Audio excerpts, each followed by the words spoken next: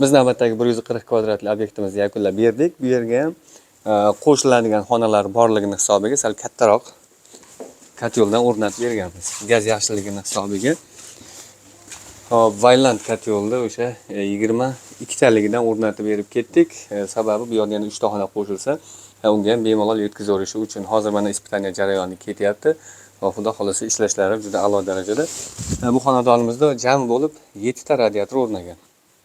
Mana bu birinchi radiatorimiz. Mana bu ham har doimgidek polda tagidan qilib chiroyli ustanovka qilib berganmiz. Sifatli materiallar, sifatli ishlar, xudo xolasa ishlashlari a'lo darajada.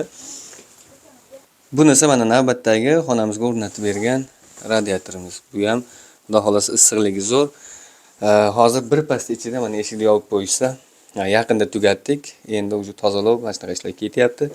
Xudo xolasa, hademay uylar isishni boshlaydi. Bu yerga jami bo'lib hozircha o'rnagani 7 ta radiator o'rnatib berdik. Endi bu video yoniga aytib o'tganimiz yana qo'shimchalar bo'ladi. O'shaning hisobiga sal kotyolni kattarog'idan o'rnatib turdik. Shunda obyektimiz umumiy 140 kvadratli atrofida chiqadi hozircha.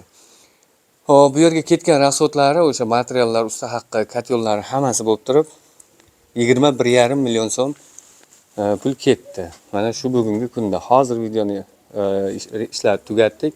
Bugun 6-noyabr 2025-yil. Mana shunaqa xizmatlar bo'lsa, vodiy bo'ylab xizmat ko'rsatib beraveramiz. Ekrandagi raqamlarga aloqaga chiqaverasizlar.